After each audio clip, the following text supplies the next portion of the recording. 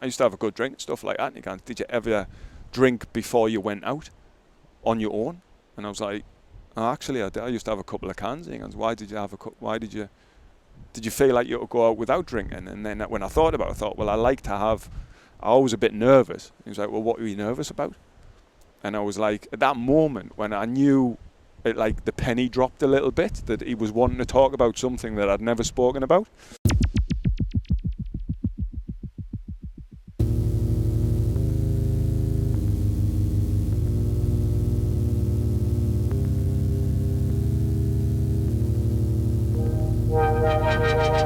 Of who this could possibly be an impact, you just don't know, and it's evergreen, so it's constantly online, forever. It's like a reference point. You might look back at this in 10 years and then think, oh wow, totally. It's I was naive then. It's a little record of your life in the particular time, because you can take photos and things like that as well, and look back at them now. But I think having conversations with people, it's a little bit deeper, and especially if it's just you and them, and you're just sitting there and getting right into it. And like we were talking about before, where you don't know which way the conversation's going to go. I might have a few bullet points jotted down, but there's been a couple of times when like it's gone off. Like Ali Dixon's a perfect example of how much longer a podcast took. But it was like really good stuff, and there was no point where I was looking at my watch thinking, God, I need to wrap this up now. Like, it was all just keep going, just keep talking, keep talking about anything that you want to talk about. I heard it described once about like the listener is almost watching almost like a football match where they're willing us to get to the goal. And when we reach it, and we finally get to a point where we've understood each other, or like, understood some things for ourselves, it's like we've scored a goal there. Totally, I get that. The listener, when I've been listening to podcasts, podcasts have been a massive, I can't underestimate it enough, like how much they've changed kind of my perspective, my passion for learning, and just self-growth, and that self-led kind of journey, because it's me choosing the content and kind of finding, so I've got some kind of onus there, I've got some kind of power to select what I'm hearing to and for. But the trust that I had with like certain people along their journey of sharing their kind of, trials and tribulations and experiences, it was just that kind of, I guess it's a form of media, so it's a form of like education, but it's got zero, as I said before, zero agenda. So it felt like, freedom of speech, like. No one's talking on street corners anymore, telling everyone the news. Where do we get our information? Is it in the papers, largely? Is it on the TV, largely? But there's always some agenda tied to this. Oh, completely. And decoding that is like the biggest mission of our time. Yeah, there's so much information to go through. I think that's why more and more people are just switching off from it. I think switching off from I know loads of people who've said like, well, like you mentioned something that's gone on. It's like, oh, has it? And it's like, well, do you not know? So no, I don't look on Twitter, I don't look on Facebook, I don't look on, deleted all the news apps from my phone and stuff like that. And I'm thinking, I've knocked a fair few off my phone. All my notifications are switched off and everything else, just to give myself some more peace. So you're not like overloaded. And then if there's something that I want to know about or hear about, then I can go and look for it myself, instead of just being constantly bombarded with notifications and messages, and whether it's the news cycle or whatever it is, like what's going on in Ukraine now, there's so much information where a lot of people just don't know like how to make sense of all that information, and what's the right side, what's the wrong side, and everything else. And same with COVID and everything else, and all the misinformation and an opinion on what's right. Should I wear a mask, should I not wear a mask, and everything else. And the majority of people are kind of stuck in the middle, not really know what's going on, and it's confusing, and it's not healthy, I don't think, for people to have that much information and be so. That's why I switch my phone off now on an evening. I try to switch my phone off around about 7:30 at night, and then the sleep I get now is just so much better, because I'm not looking on my phone. I'm not like being so like what's the word? I can't remember the word now, but it's just it's more common to not have that, and to not be bombarded with information, and just be a bit a bit more chilled and not think as much. Yeah, works for me anyway. 100%. I think back to that, not knowing, I think innately want to really categorize and make sense of the world, and we do sometimes. The shortest cut is to say, right, good, bad, black, white. Like, we want to like differentiate between two things and say like, oh, I'm over here and that's safe for me, and I can strive to that. Yeah. But it's never that simple, and I think the best thing, but the most challenging thing you can do is say, I don't know, and I'm okay with not knowing. It's very uncomfortable not knowing the situation. Aye. And I do want to know the truth of something, but on the whole, you're not going to know the truth to a lot of things. No, not unless you've actually experienced the thing that you're discussing, you can know your you're talking about. Yeah. And what your values are, and get to know you and what feels right. Uh-huh. But when you see a politician on the TV, you don't necessarily feel what he's saying is. You've really got to get in your head and be like, okay, well, he said this back then, but now he's saying this now. Is this? And you're trying to decode it from the head, because your heart's like telling you not to trust this person. Well, yeah, I mean, politics is one of the most agenda-driven things in the world, isn't it? Because it's kind of, it's a murky world of power and money and everything else, and it's another thing that people are turned off from over the last few years, which I can only applaud. Absolutely. And and rising of podcasts and different new kind of like independent thinkers, I guess. The modern philosophers, I guess, your Russell Brands, maybe. But I saw a quote the other day. I was like, when Joe Rogan and Russell Brand are the only ones trying to talk about, the truth, we have an issue. Yeah, well, it is. I mean, I listen to both of them. I listen to both of them. But if somebody's on Joe Rogan and it causes controversy about, like, he's had like people on who have discussed what happened with COVID and the reaction to COVID, and then you look at that. But some people will just like take it as confirmation bias, as if somebody's on there or on any podcast and talking about something, and then they agree with, oh, that's their opinion, and then someone's on there confirming what they think. I'm more, well, is there anywhere I can go where I can have a look to see if what that bloke's saying is true or what that woman's saying is true, and is there anybody countering what they're saying, and try to work it out. If it's something I'm interested in, then I'll go and try my best. And I don't think enough people do that. And the reactions to some things that get said, whether it's on Joe Rogan or whether it's on Russell Brand or any podcast that's got a reach like them, I think a lot of people will just say, oh, well, that person's just talking shit. But they'll not say why, and they'll not then say, well, this is why that person's talking shit. Instead, they'll just say, oh, they're talking shit.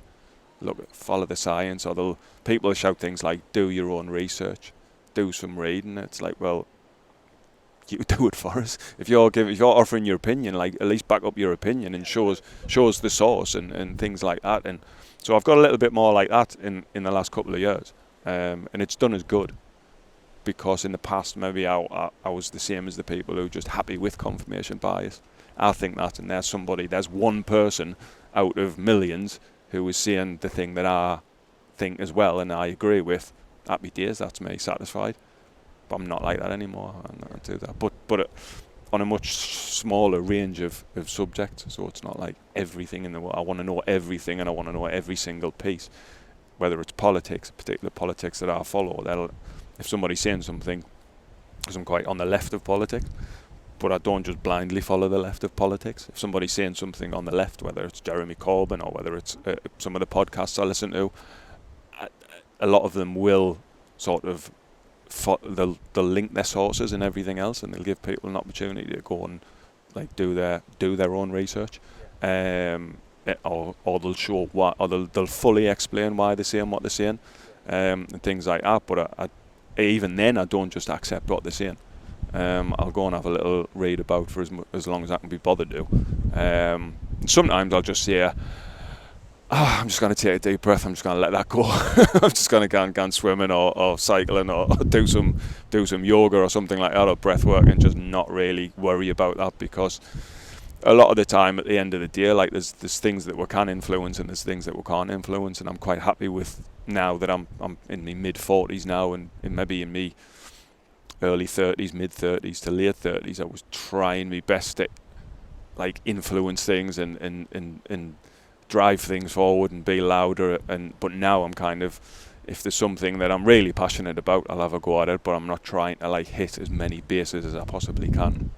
And I feel like a much calmer, more rounded individual for like letting things go that aren't, or I feel aren't important. It's something that I would encourage other people to do as well. Like it's try and work out what's important and focus on them. And it's done pretty it's done pretty good stuff for my mind and mental health as well, and physical health. So that's where I'm at the minute anyway. And I'm quite happy.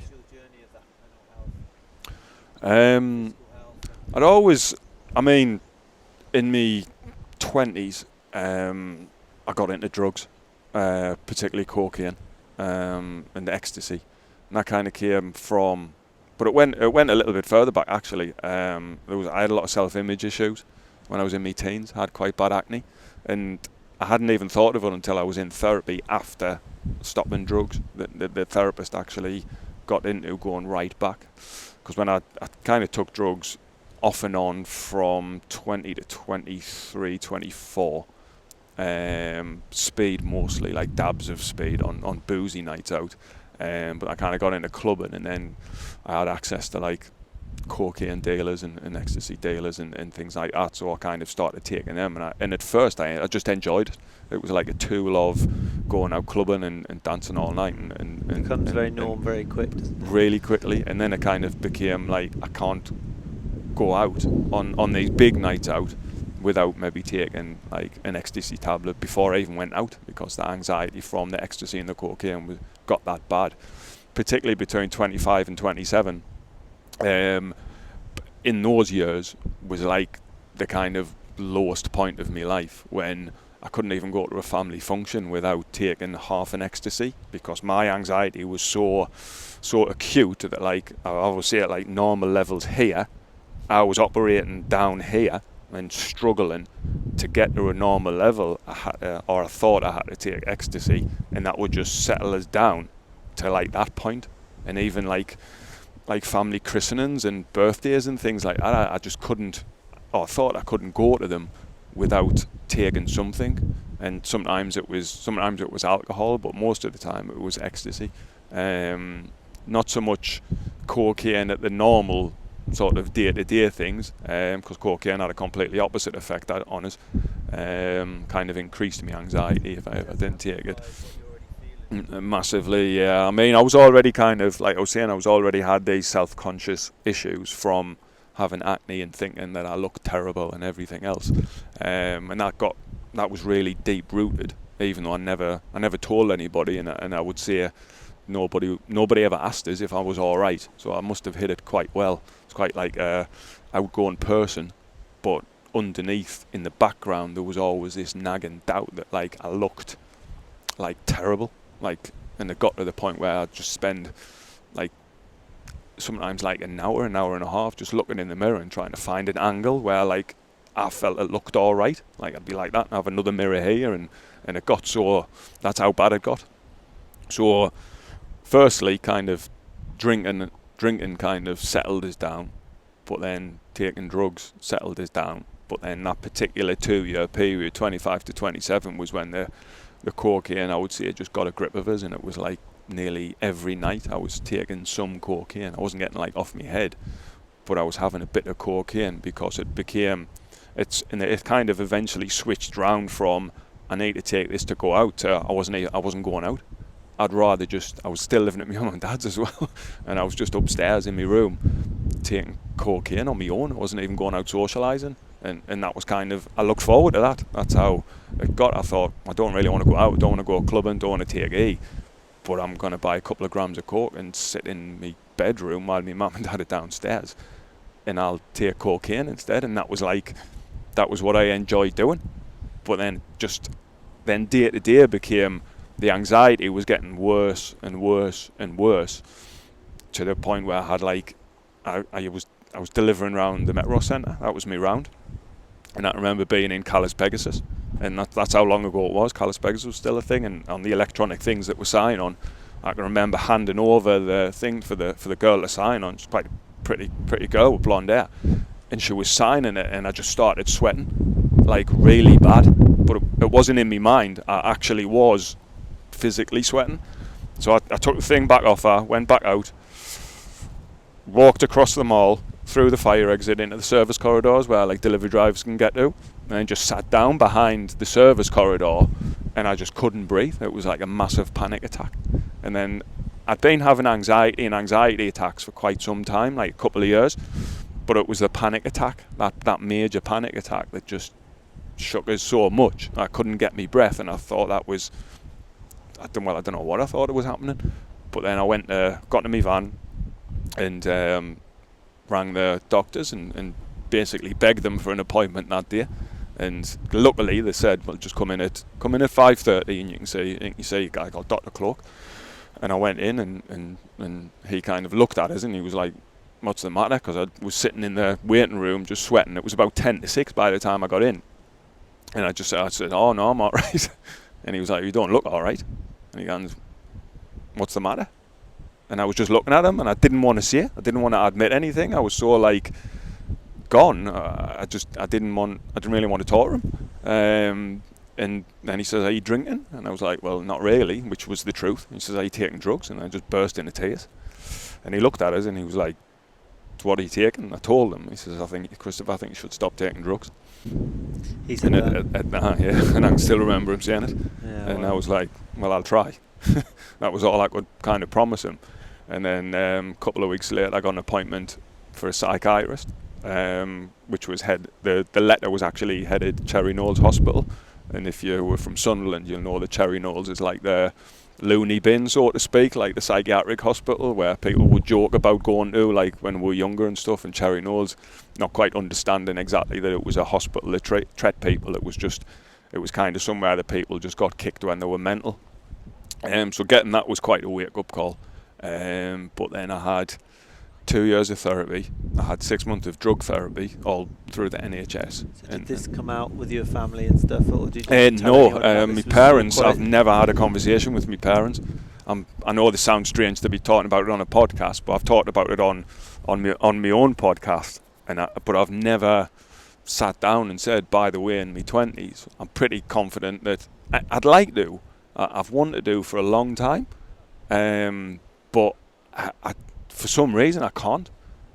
I know they're not going to listen to this, so if they ever found out, or if they know, they have never spoken to me. I don't know. I can't remember how obvious it was because I wasn't there in the moment. Because I was just gone on taking drugs and the anxiety and the mental illness.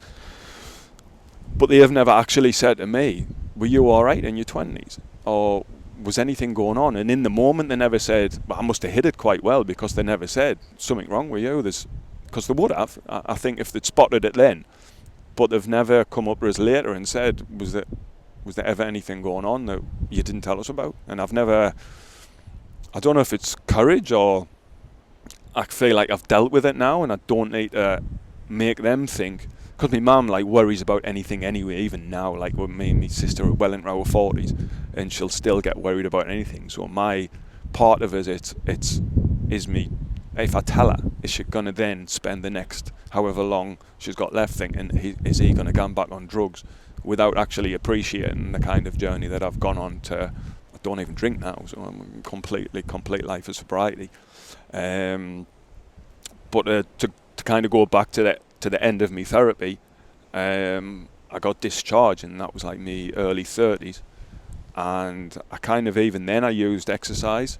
Like I used to go running, I cycled a little bit, but nothing organised, or I hadn't took up triathlon at that point. And then just cracked on in my 30s really. I became a trade union rep at work at Royal Mail, and that was the first thing in my life that I found that was like really positive, that I felt like I belong here, and I kind of I'm passionate about this.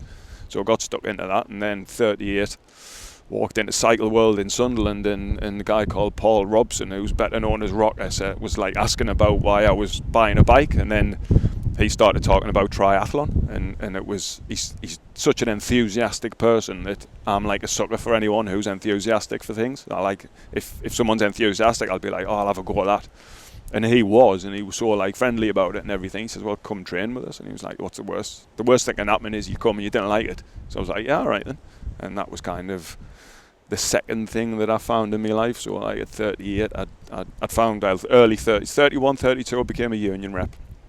And then about 5-6 years later, kind of I found triathlon was put onto me, so to speak, and it was kind of the best thing that's ever happened, really. That sounds dramatic, and it people wonder sometimes why I go on so much about triathlon, but it's I'd kind of sorted my head out by then, but it's always good to have other things in the locker. Like I've got lots of techniques that help us with mental health, but like triathlon came along and I got into it in such a way, it was just like it just took over, and it was in a good way, and I just absolutely love it. And what do you think it is about I think it's the try that I think it's the challenge. There's a challenge to it, and at the start I was like, well, I'm not that fit.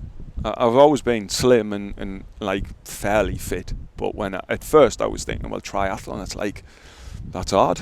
And I'm like, well, this is going to take some training, some doing. But as I got into it, it's a lot more accessible than people think. There's a whole range of people, from people who are like ultra fit to people who are just happy to do what they do in triathlon and race and just get on with it, and they're not like twig thin. They're not ultra fit, but they enjoy it. They enjoy doing what they do. But the kind of thing that really hooked us in was the community and the feeling that people were so encouraging to us about improving, and then asking us, well, what do you fancy doing? And I was like, well, I'd like to just do one race and see how it goes. And I was like, right, well, okay, well, here's a race you can do, and you can do this, you can do that. This is the kind of thing you might want to do to your bike, or this is the kind of wetsuit you need, or this about running shoes, whatever it was. There was always somebody like who would encourage and really like help out, and I found that across the triathlon community. It wasn't just like the people who were in the club that I'm in. I found that like to be quite universal in triathlon, and I know it's the same in other sports and stuff, but it was just the fact that triathlon was the thing that kind of hooked us in. So above and beyond physical fitness, like mental fitness is the thing that I get out of it. It's just a happy byproduct of it that I'm physically fit as well through doing it. But it was that sense of community and feeling like I belonged there, and people wanted us to be there as well. That's kind of important to us, and it just grew from that. It grew from starting training to doing races, shorter races, then to doing like iron distance and Ironman races, and then becoming a coach at my club, and then sort of I've just qualified as like a level 2 coach, so I've took like a little step up in coaching, and just there's so much to learn, and there's so much to keep doing, and there's so much to keep enjoying. That's how I find it. That's why I'm so passionate about it, and that's why I'm kind of evangelical about trying to get people to try it at least and see how they go with it. Because it's had the effect on me, and talking to other people, it's had a similar effect on them. But the main thing, and it's led to the cold water swimming, it's led swimming in the sea, it's led ice guys and finding that community as well. And that's kind of a word that I use a lot. It's a community of people who are all pretty much all like really positive about it. And it's not just about themselves, it's about the community, and I love being a part of it. It's really good for us. It's sort of elevated me mental health to places where now, if I do have any wobbles, which it does happen, it happens more regular than I'd like it to, but I deal with it better. And as opposed to in my late 30s, possibly, before triathlon, I would kind of fear them times when I would be feeling low or I'd feel anxious, and I'd worry about them a little bit, and sometimes that brought them on. But now I kind of think, well, if I do start to feel a bit depressed, if I start to feel a bit anxious, if I start thinking about cocaine, which still happens now, like 17 and a bit years later, I still think about taking cocaine more regular than I would like to admit. And I can deal with that much better. I'm much more grounded and in a position where I can go for a run, or I can do some breath work, I can have a cold shower, I can ring somebody up who's in the community, or I can message them and talk to them and have a bit and I'll look at sort of some of the Facebook groups I'm in and put in there like support Facebook groups for like support and stuff like that. I can put in there if I'm feeling low. So from triathlon, the community that I found that's there now, that's around us, there's so many outlets for assistance and help and keeping my mental health right, that again, it's took away the fear of them times coming along. Happened about 3 weeks ago, it's probably about 3 weeks ago. I had a weekend where it was just, I felt so like rough and like hammered with like dark thoughts and things like that. But instead of in the past that lasting a week and a half, I forced myself. I go have a cold shower, go to Ice Guys. Don't have to tell people I'm feeling that way, but go down to Ice Guys and have a bit crack and just listen to people talking shit and taking the piss out of each other and just be around that instead of saying, whereas in the past I might have avoided that and said, I kind of make up some lie where I kind of make it this week. But now it's like, I know if I do that, I'm going to feel better. There's accountability there as well. Oh, totally, yeah. So it's what do you feel brings that on though in those moments? I don't know. Just I guess it's sometimes it's weird because sometimes, like a few weeks ago, things was going on. Things were going really well. There was nothing I can point to. It was nothing like somebody I knew was ill or somebody passed away, or I had some shit going on myself. Everything was going all right, but it just sometimes that's how I feel, and it comes on, and when it comes on now, like I say, I can deal with it. And if I think about it now, well, it could come on driving home, I could think like a little bit like, I feel a bit anxious, or I can think back to when I'm feeling anxious and not then like a cycle of sort of building up. Because sometimes it would be like, I think about like back in the day when I was anxious and depressed and in a really bad way, and that would sometimes bring on like more darker thoughts and things like that. But now it's like, I can think about it now and think, well, if that happens, I'm much better placed to deal with it. I'm more confident in not letting that last a week and a half or 2 weeks, or I know some people who it can last months for. So now I've got kind of a lot in my favour, a lot in my armour, well, my mental health sort of locker that I know that I can deal with, and all that's come from, or a lot of it's come from triathlon and the cold water community and all the rest of it. A great deal of it, I obviously come from the NHS as well, because if I didn't have the NHS, I didn't have any money, and like I said, I've never told my parents, so I'm not going to talk to my parents and say I need $3,000 for a stay at the Priory or something like that, like rehab, or if I had to pay for all of that, like 2 years worth of therapy, God knows how much that would have cost. But I don't what was know that 2 years of therapy? What was that like? What kind of, one session a week? And did you delve into kind of perhaps the kind of understanding of why the self-consciousness was there, or the... Yeah, I mean the psychiatric nurse who I spoke to her. I did 2 sessions with a psychiatrist who then classed us as not acute enough for his work, but then I was kind of then referred to a psychiatric nurse who I spoke to for a good couple of years, and it was like, at first it was once a month, then it was once every 2 months, and then the last sort of set of it was once like a couple of sessions, like once every sort of 3 months, and then the last one We just chatted about golf and stuff like that. Like, I'd played a bit golf with one of my friends, and he was a keen golfer, and he just chatted about golf, and he goes, I think you're ready to go now. But there was the drug therapy, which was fairly intense. Yeah, I was going to say, because the NHS would no doubt want to prescribe some sort of medication. Yeah, well, I did. I did. I'm on medication now. I'm happy to talk about that now. That's something I'll go on to, the medication side of it. But that definitely calmed us down. But it was kind of the therapy. The drug therapy was all about like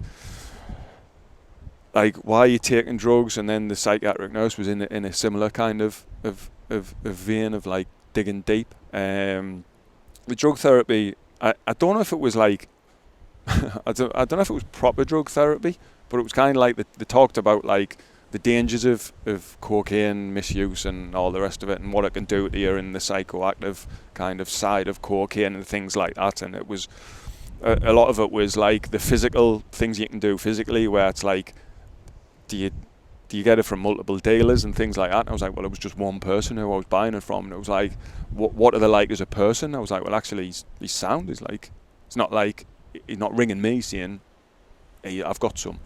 It would be like I would ring him, and then I messaged him and I says, look, this has happened. And he goes, well, okay, then, well, I says, well, you're not getting any more off me, even though I would think I was quite a good customer.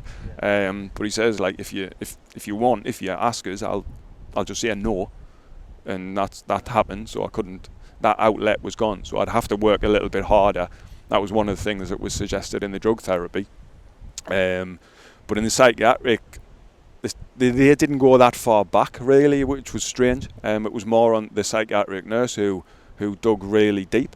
And I just thought I liked taking coke, and that's what got a grip of us. I didn't really work out that much that it was because I had such issues with the way I looked, and how self-conscious I was about how I looked. But it was him. It was like, well, what did you do before taking drugs? And I was like, well, I used to go out. I used to have a good drink and stuff like that. And he goes, did you ever drink before you went out on your own? And I was like, oh, actually, I did. I used to have a couple of cans. And he goes, why did you have a cup? Why did you feel like you could go out without drinking? And then when I thought about it, I thought, well, I was a bit nervous. He was like, well, what were you nervous about? And I was like, at that moment when I knew it, like the penny dropped a little bit, that he was wanting to talk about something that I'd never spoken about. Yeah, and it's just understanding why these things play out in this way. Yeah, and I was like, well, I had acne when I was younger. And he said, well, how do you feel about that? And I was like, I'm getting emotional now actually thinking about it. And I was like, I hated it. And he was like, he said, well, what about before that? And I was like, nothing. And I think he was digging for, like, did anything happen? Was there any abuse or anything when you were younger? And I was like, well, no, there wasn't. And then it got to the point, and he was like, so he kind of drilled into, like, probably you're self-conscious about how you looked. What about that? How does that sound? And I was like, I think that might be it, actually. And then it was like, I knew really, I thought, like, at that moment, I was like, that is it. And I felt so uncomfortable at first discussing it. I kind of wanted to tell him to shut up, but I think that was the reaction that was probably needed to actually confront it. And so we kind of worked back and then worked forward, so to speak. And the discussions we had were like, it just very, very slowly made us like more comfortable with how I looked, and then realising that I certainly didn't look as bad as I thought I looked when I was younger, and now I'm quite comfortable with how I look. I'm not really bothered about it now, and that was why I was taking drugs. It was so self-conscious, and then that blocked it out. I didn't think about it when I was high, and the rest of it was like cognitive behaviour therapy as well. And if you start to feel nervous, just try and train your brain to not think about you feeling nervous. Think about other things. Go to your happy place. Where's your happy place? Where have you had happy memories and things like that? And think about them. Count to 10. Like, touch your fingers. Things like that. Like, things that sound a little bit stupid and that. And think, when you're getting... No, the body-mind loop is science. It's like it has this connotation to kind of woo-woo hippiness, but there's so much to it. Even tapping. Nina does lots of tapping, and she'll just, I don't know, she's counting whilst doing it, but it's just a meditation. It's like finding that calm, that stillness, and just focusing on, it's just something to ground you, to bring you back into the moment, rather than fleeting thoughts that are, perpetuating the problem. At first, when I was doing it, I was like, this is not working. This is shit. This is a load of crap. But they did say it just takes practice and practice.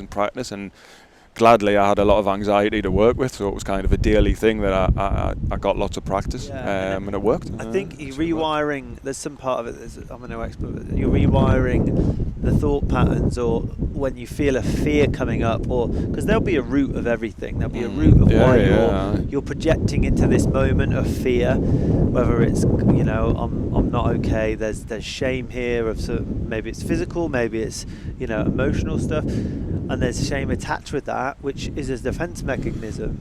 Totally, and from, perhaps when we were kids, we thought it wasn't okay to show this or be this, or we needed to hide this part of us to be accepted, whether that's our parents, whether that's friends at school, and we need to hide this part of it, and then the shame gets created, that internalized shame, and it's all a part of it. But like rewiring of the brain, of doing these techniques, can actually say, no, I am safe, there's nothing to fear here, and then you'll just kind of start changing that thought pattern. Well, it was explained, like it took us years, probably tracing back to like when I was maybe 16, 17, started drinking and then started feeling comfortable. So it was a good over a decade of, I'd wired my brain one way, and then it says it's going to take a while to wire your brain a different way, and you've built up a habit and you're addicted to drugs. It's going to take a while to like sort of demolish the habit, so to speak, or remove the habit. It's going to be a long, slow process. Yeah, because you have those coping mechanisms, or those go-tos, or you're either in connection or protection. I often think of that, like, where am I? Am I in connection with people, or am I trying to protect myself? And it shows up in relationships. And those sides of yourself, your kind of stress response of whenever it's stressful, wherever you're in your car and it's a stressful environment, or whether you're chatting to someone and you're about to, kind of disagreeing with them, there's conflict. There'll be a stress response. So your go-to might feel a certain way to get protective, and then start to feel shame about something, and then you'll start to feel fear. And it's like really like trying to understand all of that, because there's so much to it, but at its root, it is quite like simple stuff, and it doesn't feel, because I've been on my own journey with mental health, as the listeners will know, but it's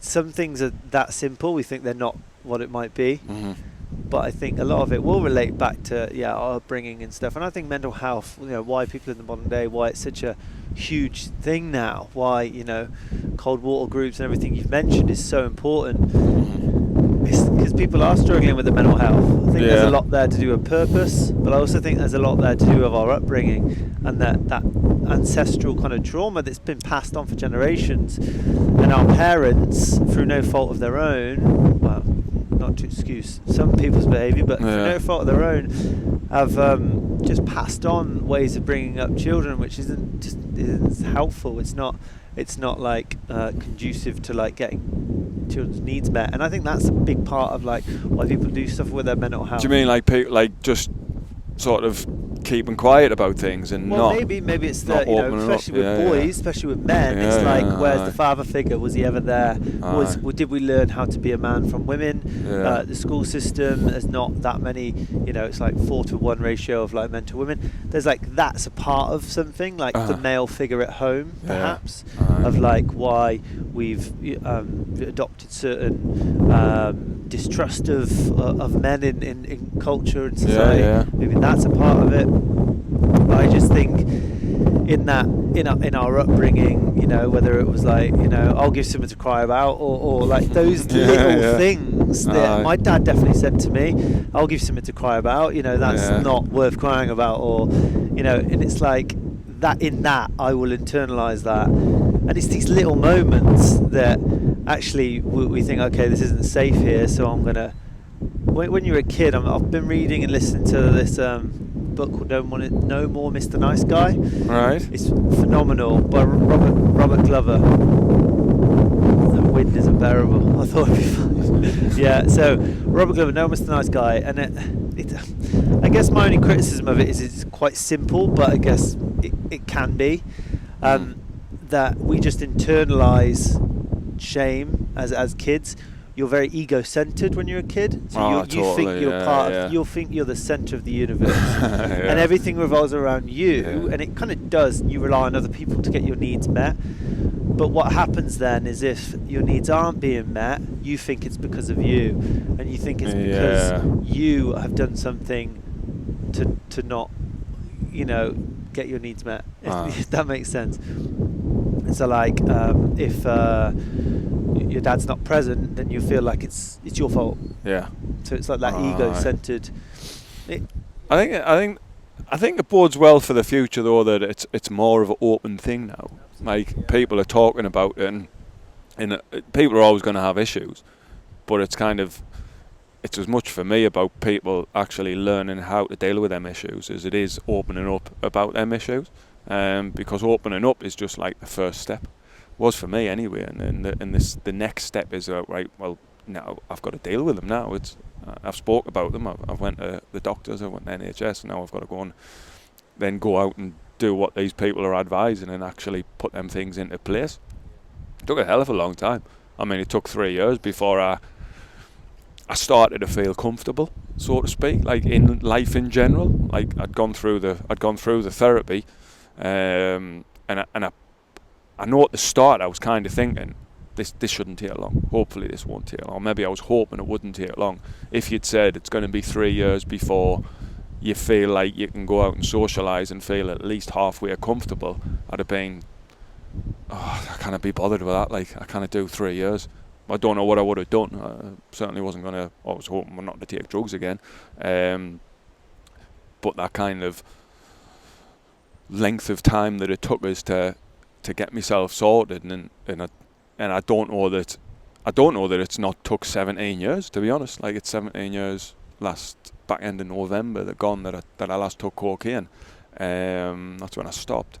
That it's took us to this point where, like, I don't drink. I can go out and socialise without being anxious, and I very, very rarely now think about how I look in the way that I used to, because it was just 24/7. So now it's like I don't look in the mirror and like look at my face and think like, does it look all right, or is people going to be thinking that? It's not a thought that comes into my mind. I think about when I did think like that, but then that's different from actually thinking that and having them thoughts of like negative kind of self-image and things like that. Like it hasn't swung completely in the opposite direction or anything like that, but it's definitely them thoughts aren't there, and it probably took us, maybe like we're talking now about how like I've got these things I can deal with, and I've took up triathlon and everything else in the community. That all the building blocks are in place now, where I'm comfortable thinking going forward, if I ever feel like I'm having a bit of a wobble, I'm going to be all right. It probably took that long, and hopefully it doesn't take that long for other people who are just starting their journeys now who might be listening to this. But it can. But what I would say to anybody who's confronting, whether it's an addiction or whether it's something that's affecting their mental health, just don't worry about how long it's going to take, because it might not take as long as that. And through that, it was like a constant sort of trajectory of improvement. It wasn't just like I started and then 17 years later, all of a sudden, that was like, today I feel all right. But it was like it was constant improvement and things like that. But it's definitely been a journey, and it's definitely one that I'm happy I took. I probably would have actually ended up being an inpatient at Cherry Knowles if I'd carried on taking cocaine. But it was worth it, and for where I am now, and for the people that are around us, and everything else, and the things that I've got going on in my life with them people that are around us, it's worth anybody making any kind of change in their life that's going to get rid of, whether it's booze, like gambling or cocaine or drugs and things like that. Like I would recommend anybody but ask for help. Don't be afraid to ask for help, because I couldn't have sat down one day and went, right, I'm going to stop taking drugs, because I'd kind of thought that a fair few times, and particularly in that 2 years, I kind of crossed my mind that you can't carry on like this for the rest of your life, like being anxious and things like that. I'd learned to deal with it, learned to live with it, but it had crossed my mind, and it was building up to that day when I had the massive panic attack, and that was kind of the thing that pushed us over the edge to actually ask for help. So I would recommend anybody else do the same, and because it's there, that's the thing, the help's there, and I mean, it was there 17 years ago, but nowadays there's so many outlets for help, and people who listen, more people who understand as well, through everybody being a bit more open about mental health. A lot more people have an understanding where it's not just, if you say to somebody, I've got anxiety, more people now will empathise and understand than back in the day. Maybe like when our parents were younger, they'll have had their problems, but it was just people didn't say anything and didn't ask for help and things like that. But I think now, and there's more, so I would encourage people to do that.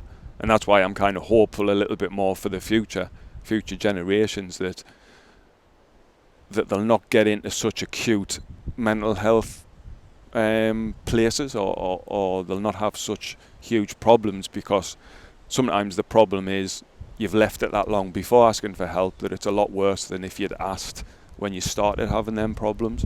So I think now more young people are more ready to actually open up a little bit more, and that's a very good thing, I think. Yeah, definitely being encouraged to, early doors. Yeah. And the help is there. You're right. It's definitely there. Yeah, it's good, man. It's been a powerful journey, and that's the thing. You tapped into the timeline of the healing process. It's constant, and you can't put a timestamp on it. There's no arrival, is there? It's yes, I'm better now than I was yesterday, but tomorrow I'll look to improve even more. Yeah, I mean, and now, like, I kind of think I've got a lot of things down, and a lot of people who I've met over the last couple of years through like the cold water swimming community and triathlon community.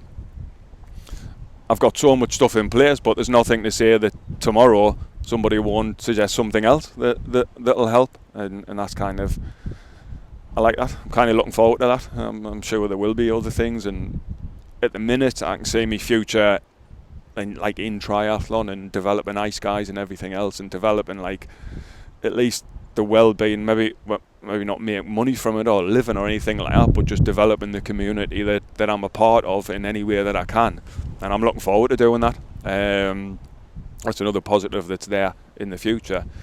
But again, in 2 years' time, I because of the different sort of, like with union, the trade union work, and then the triathlon, and then the cold water, in 5 years' time, I'd love to stay in all that and carry on all that. And if somebody said to us now, that's going to be your future until you die, I would take it.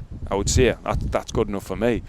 But the kind of one of the, I suppose, exciting things about life is in 5 years' time, I don't know if somebody I'll find something else that'll grab me attention and take us in that direction. It's kind of somebody's daughter, one of my friend's daughter, had said maybe a couple of years ago they didn't know what they were going to do with their life.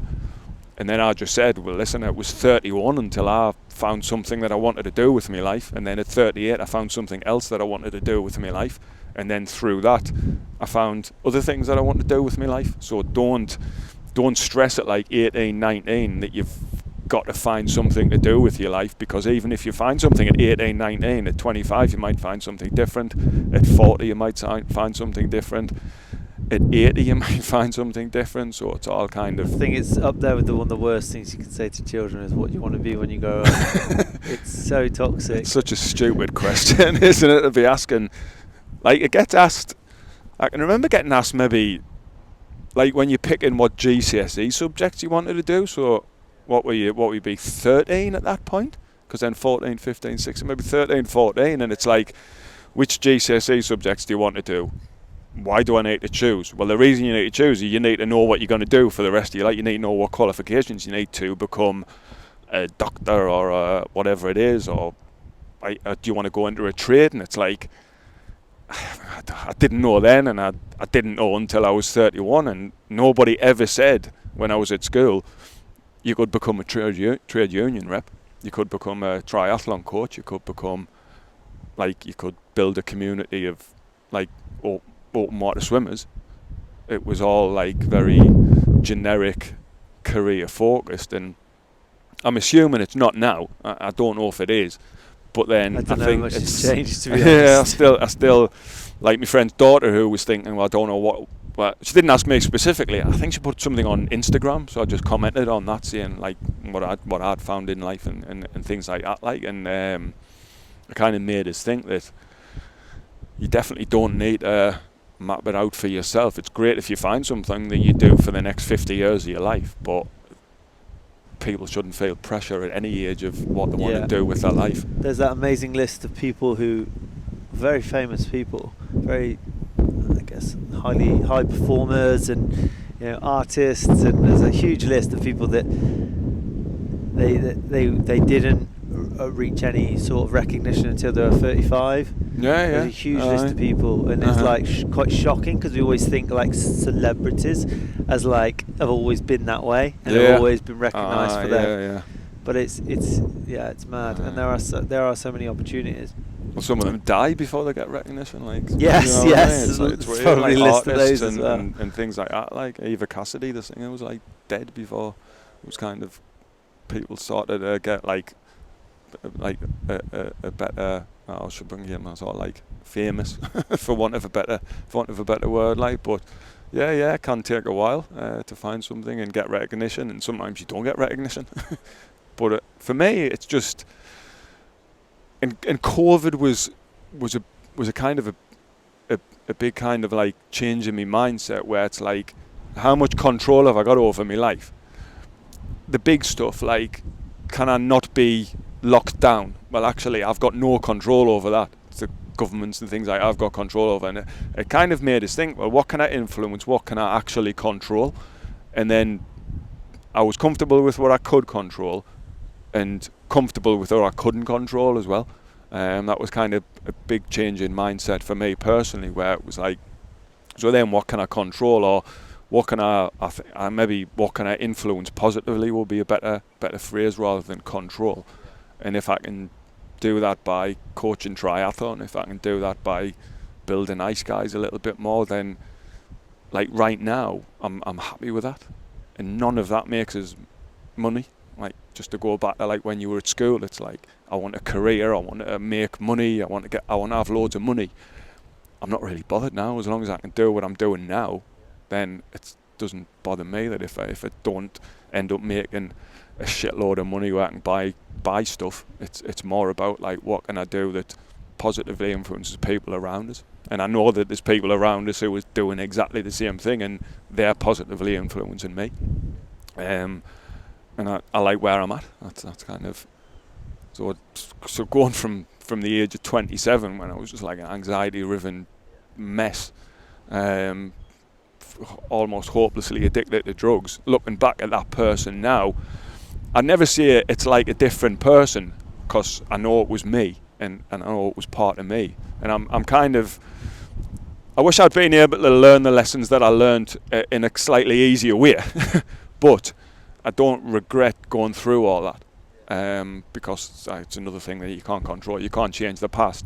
But to go on the journey that I've gone on over the last 17 years to get to where I'm at, I would say it's been worth it. It's been worth what I've gone through and what I've managed to, or what people have helped us get through as well. To be where I'm at now, like where I'm, dare say, quite happy with life. I'm quite happy. I think that shows. I think that shows within the reach of the ice guys and how well that's doing. I think it just shows through that, because you're content. The camera just fell over. We are very exposed. I got a feeling the glass is broke. Oh no. Great. Oh well, we'll keep rolling. Things happen in life. You just gotta roll with it, right? Yeah. What was I going to say? I was going to say, yeah, that you're kind of not driven by anyone else's idea of like, or more money. When you're driven by money or that kind of thing, it will affect the nature of the things that you're doing, because you're driven by connection and like the community side of things. Yeah. Like that is just what's helping it grow and find the right values within it and help more people. Oh, totally. So can we talk a bit more about Ice Guys and like how cold water has kind of really helped you as a tool? And massively, I would say, because that's quite a relatively new thing. Triathlon's been like 6 or 7 years, and we used to swim exclusively in wetsuits through the summer, and that was what we liked and that was what we were comfortable with. But the cold water swimming came from my friend Kevin, who swam with us through the summer, and the kind of round about like end of September, start of October, when the sea gets a little bit cooler, would stop the swimming that we do, the group of us that swim, the triathletes that swim. But Kevin had found on Facebook the Roker Bathing Club and said, there's some people that go down still through the winter on a Sunday, because we were talking about like, I wish I could carry on swimming. So we went down there, and we were stood there in our wetsuits, and there was people there not in wetsuits. It was like about like 6 or 7 people. So we got in still, we had a little swim about and stuff, and we got to know them, and everyone was really cool. And then we were like saying to each other, shall we not wear wetsuits next week? And we had to kind of dare each other to do it.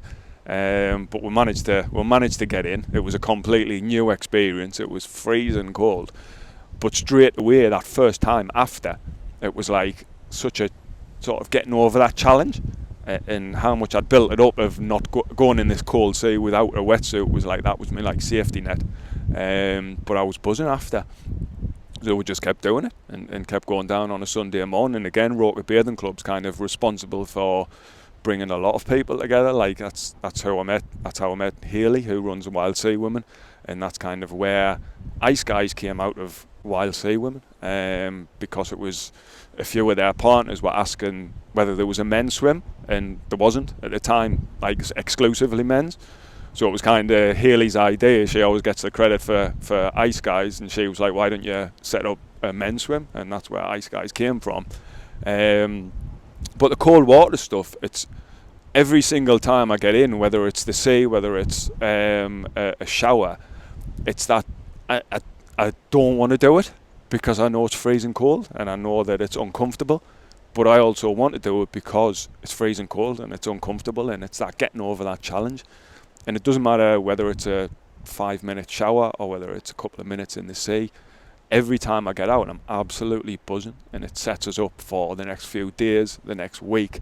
And I'm looking forward to seeing like the lads at Ice Guys, the group that we've got. Like, it's really good. It's building up into something that it's meant to be, which is like a support group and a support network. And even if it's not so much a place where we don't like gather on a Sunday and sit around and talk about our problems. But if somebody had an issue and needed help, I know for a fact it's like the majority of people in there want to help them, because again, that word community that's built up around that shared uncomfortable experience of getting in the sea and doing it, and that kind of that builds like really close friendships. And it has for me since I started, like going to Roker Bathing Club. I know loads of people down there. I've made good friends with people down there. Obviously, like we work with Wild Sea Women, and Ice Guys came from that. But the group that we've got down at Ice Guys, and we keep adding people, and I've noticed now, at the start it was someone new would come on a Sunday, and it would be me that went up, and it was kind of like, oh, I'm Chris, oh, this is Sean, this is Duncan. I can go through all the people and stuff like that. But now someone new comes, and it's like everybody's like welcoming them on and then having a big crack, and I don't feel like I don't have to be the one who goes up and says like, I'm Chris, this is Ice Guys, welcome to Ice Guys. I've noticed now like loads of people will do that, and that's kind of I love that part of it, and that's again, that's building the community and the welcoming kind of community that's there, and like the support network, and that's one of the reasons. Another reason why I absolutely love it. That that there's help there for people. Might not be professionals. It might be a case if somebody's having a really bad time, I would say go and speak to your doctor. But if somebody just needs to have a little chat about something that they've got going on, if they mention it in the group, either on the Facebook group, we've got a private Facebook group, and it's happened, some couple of people have put in that they're struggling, and people say, well, get yourself down on Sunday, or what do you like? This is where to go for this is where to go for that, things like that. Yeah, so I think a big thing is just knowing that people are there. You might not need to go into the depths of what you're feeling, but it's like knowing that you're not alone. Even that is like a real powerful that's thing. massive. I know like a couple of people, a couple of lads early days of it said like on a Sunday they used to go like on an all day drinking session. Not that they've become like completely sober, but they'll wait until after Ice Guys before having a couple of beers. And they've said like, because of Ice Guys being on like late-ish on a Sunday afternoon, they don't start drinking at like dinner time and get absolutely blitzed, and they were feeling better on a Monday and Tuesday.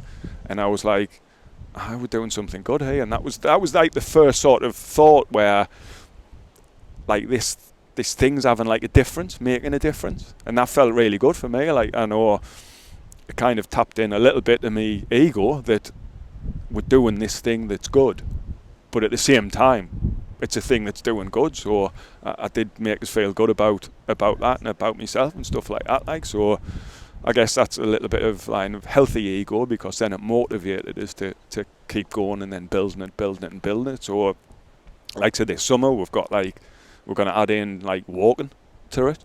So we're going to go on just local walks and things like that. We've got one at Tyneside now as well. We're all going actually this Sunday. Like there's a good group of us going up. We're gonna go to Tyneside instead, which you're welcome to come along now if you want. Like, and so we're adding in like walks, and I think walking's going to be good because I coach like running groups and stuff where people can come to. But I think me thinking behind the walking is you can have a conversation when you're walking. If you're running, you get a bit out of breath and stuff like that. But if you're walking, it's slow. You can just have a bit crack. And there's a lot of lads who we only see each other, we only interact for like an hour on a Sunday.